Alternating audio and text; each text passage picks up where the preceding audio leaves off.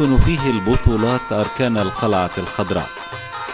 أولى البطولات الرسمية كانت بطولة كأس مصر عام 1998، لذلك كانت الفرحة غامرة لكل من ارتضى أن يقف في صفوف لهذه المدينة الباسلة بورسعيد ولناديها العريق المصري.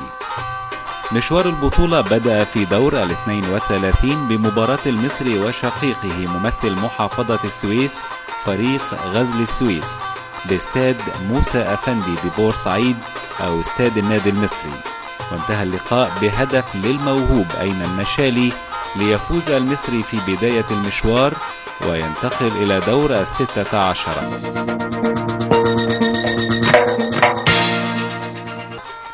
بعد الفوز على غزل السويس في الدور الأول كان لقاء في غاية الصعوبة أمام نادي الشمس، وتنفست جماهير المصري الصعداء بعد أن استطاع نجم هجوم المصري سيف داود إحراز هدف أطفأ به نور نادي الشمس القاهري ليصعد بفريق المصري إلى دور الثمانية. وبعد الفوز على الشمس كان ماراثون طويل أبناء العم الدراويش، وبعد مباراة انتهت أشواطها الأربعة، الشوطان الأصليان والشوطان الإضافيان بدون أهداف، تم الاحتكام لضربات الترجيح من نقطة الجزاء.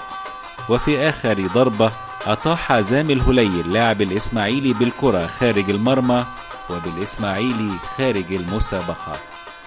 زامي الهليل وحسن نصر، ولحظة فعلا بيتقدم النادي المصري اعزائي المشاهدين وبيفوز النادي المصري، وشايف الجماهير كلها واللعيبه كلها بتجري على حسن نصر تبوسه وتهنيه.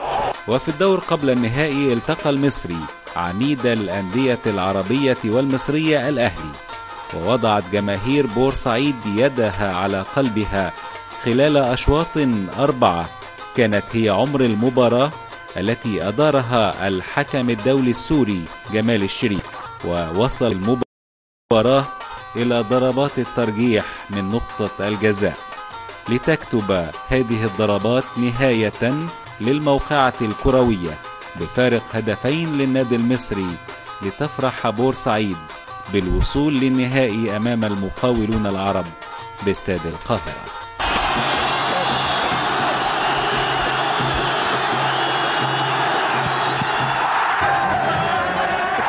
المشاهدين بيفوز النادي المصري بهذا اللقاء، بيخرج النادي المصري بهذا اللقاء، بيفوز اعزائي المشاهدين النادي المصري. برحب بكم مشاهدينا الكرام. ده كان جزء من ارشيف تلفزيون القناه اللي طبعا بيذاع على شاشه تلفزيون القناه كل اثنين الساعه 4 عصرا. برحب بكم مشاهدينا الكرام، لكن اسمحوا لي في البدايه ارحب بضيفي الكريمين كابتن اسماعيل حفني المدير الفني الاسبق للنادي الاسماعيلي ومدير قطاع الناشئين الاسبق ايضا للنادي الاسماعيلي. برحب بك كابتن، كل سنه وحضرتك طيب. ربنا يخليك. طيب.